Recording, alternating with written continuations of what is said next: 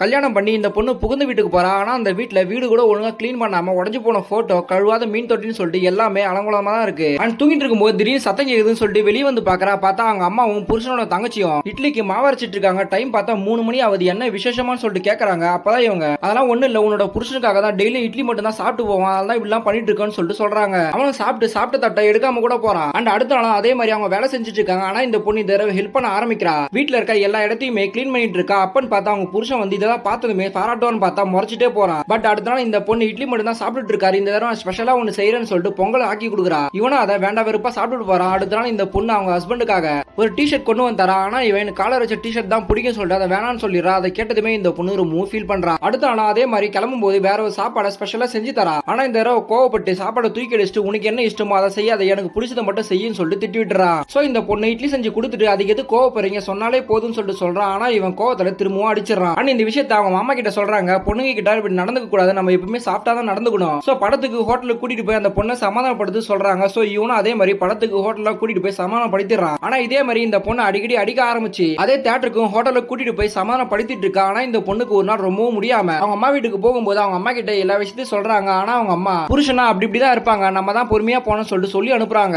அடுத்த நாள் இந்த பொண்ணு யூடியூப்ல வீடியோ பார்த்துட்டு இருப்பா. இவனும் வந்து கூட்டு வைப்பான். ஆனா இந்த பொண்ணு மதிக்கலன்னு சொல்லிட்டு போனை புடிங்க அடிக்கலாம்னு சொல்லிட்டு பாப்பான். பட் இந்த பொண்ணு போனையே புடுங்க விடாம கோவத்துல எட்டி ஒண்ணு விடுறான். அப்படியே போய் மீன் தொட்டில போய் சொருவிக்கிறான். அப்பதான் தெரியுது இவனோட அடி தாங்க முடியாம யூடியூப்ல கராத்தே வீடியோ எல்லாம் பார்த்து ட்ரைனிங் எடுத்துட்டு இருக்கா. ஆனா இவங்க புருஷனுக்கு கழுத்து ஒரு சைடு வாங்கிக்குது. அப்ப பாத்ரூம் குளிக்கலாம்னு சொல்லிட்டு வரான். அப்பதான் இந்த பொண்ணு பாத்ரூம் ட்ரைனிங் எடுத்தா அச்சிலா இருக்கு. அண்ட் மரத்துல தலகாணியில கட்டி வச்சு அடிச்சதெல்லாம் இவனுக்கு தெரிய வருது. அதை பார்த்ததுமே ஷாக் ஆகுறான். Download ShareChat.